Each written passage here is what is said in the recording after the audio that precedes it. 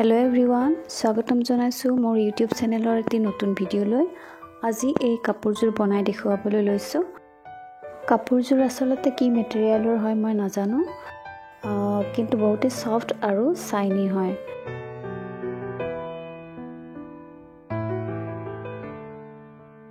কাপোৰজোৰত লগাবলৈ ফুলবোৰ মই আগতীয়াকৈ বনাই থৈছিলো যিসকলে নতুনকৈ ভিডিওটো চাইছে ফুলবোৰ কেনেদৰে বনাইছো তাৰে ভিডিও দিয়া আছে আপোনালোকে চাব পাৰিব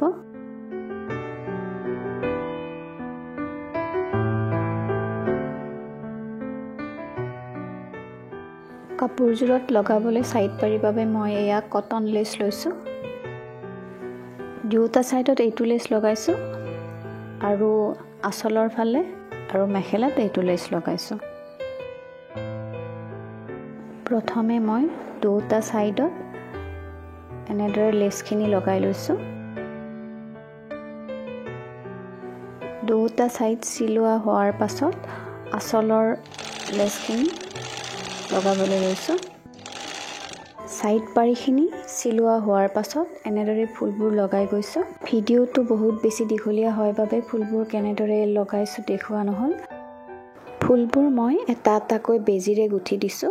ইয়াত আঠা ব্যৱহাৰ কৰা নাই কাপোৰজোৰ বনোৱা হোৱাৰ পাছত মোৰ কিন্তু বহুত ভাল লাগিছে আপোনালোকৰ কেনে লাগিছে জনাবচোন আৰু যদি ভাল লাগিছে এটা লাইক কৰিব আৰু যিসকলে এতিয়ালৈ সাবস্ক্ৰাইব কৰা নাই প্লিজ চেনেলটো সাবস্ক্ৰাইব কৰিব তেতিয়া হলে মই এনেকৈ ভিডিওবোৰ দিয়াৰ লগে লগে আপোনালোকে চাব পাৰিব আজিৰ ভিডিওটো ইমানতে সামৰিছো আকৌ এটি নতুন ভিডিওৰ সৈতে পুনৰ লগ পাম ধন্যবাদ